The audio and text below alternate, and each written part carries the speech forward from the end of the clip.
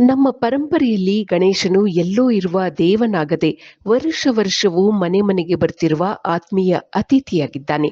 ತೌರಿನ ಹಂಬಲದಿಂದ ಪ್ರತಿ ವರ್ಷವೂ ಬರುವ ಮನೆಯ ಮಗಳೆಂದು ಪಾರ್ವತಿಯನ್ನು ಸಡಗರದಿಂದ ನಾವು ಬರಮಾಡಿಕೊಳ್ಳುತ್ತೇವೆ.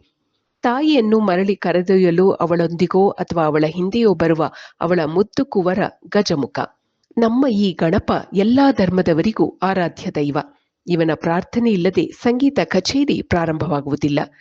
ನಮ್ಮ ರಾಕೆಟ್ಗಳು ಮೇಲೇರುವ ಮೊದಲು ವಿಜ್ಞಾನಿಗಳಿಂದ ಪೂಜೆಗೊಳ್ಳುವ ನಮ್ಮ ಗಣೇಶ ಚಲನಚಿತ್ರಗಳ ಮುಹೂರ್ತಗಳಲ್ಲಿಯೂ ಪ್ರಧಾನ ಪಾತ್ರವನ್ನು ವಹಿಸುತ್ತಾನೆ. ಯಾವುದೇ ಪ್ರಮುಖ ಕಾರ್ಯಾರಂಭದಲ್ಲಿಯೂ ಗಣಾಧಿಪತಿಯನ್ನು ನೆನೆಯುವುದು ನಮ್ಮ ಸಂಸ್ಕೃತಿಯ ಒಂದು ಭಾಗವಾಗಿದೆ. ಗಣಪತಿಯ ವರ್ಣ ಸಿಂಧೂರ. ಅವನು ರಕ್ತವರ್ಣಪ್ರಿಯ.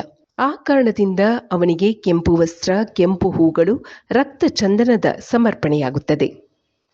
ಗಣಪತಿ ನೋಡಲು ಮಾತ್ರ ಡೊಳ್ಳು ಹೊಟ್ಟೆ, ನಿಧಾನಗತಿ ಎಂಬಂತೆ ಕಂಡರೂ ಆತನದು ಮಿಂಚಿನ ಚಲನೆ. ಮಹರ್ಷಿ ವೇದವ್ಯಾಸರ ವೇಗಕ್ಕೆ ತಕ್ಕಂತೆ ಲಿಪಿಕಾರನಾಗಿ ಮಹಾಭಾರತ ರಚಿಸಿದ ಏಕದಂತ. ಗಣಪತಿಗೂ ಷಣ್ಮುಖನಿಗೂ ಜಗತ್ತು ಸುತ್ತಿ ಬನ್ನಿ ಎಂದು ಶಿವ ಪಾರ್ವತಿ ಹೇಳಿದಾಗ ತಂದೆ ತಾಯಿಗೆ ಸುತ್ತು ಹಾಕಿದ ಚಾಣಾಕ್ಷ್ಯ ನಮ್ಮ ಈ ಬಾಲಗಣಪತಿ. ಪಾರ್ವತಿಯು ಗಣೇಶನನ್ನು ದ್ವಾರಪಾಲಕನಾಗಿ ನಿಲ್ಲಿಸಿ ಹೋದಾಗ ತಂದೆಯಾದ ಶಿವನನ್ನೇ ಒಳಕ್ಕೆ ಬಿಡಲಿಲ್ಲ ಗಜಾನನ. ಇಂತಹ ನಮ್ಮ ಮುದ್ದು ಗಣಪ ಎಲ್ಲರೊಳಗಿನ ಪ್ರೇರಕ ಶಕ್ತಿ. ಈ ಕಾರಣಗಳಿಂದಾಗಿಯೇ ಎಲ್ಲರೂ ಆತನನ್ನು ತಮಗೆ ತೋಚಿದಂತೆ ಬಣ್ಣಿಸುತ್ತಾರೆ, ಪ್ರಾರ್ಥಿಸುತ್ತಾರೆ ಹಾಗೂ ರೂಪಗಳನ್ನು ಕೊಡುತ್ತಾರೆ.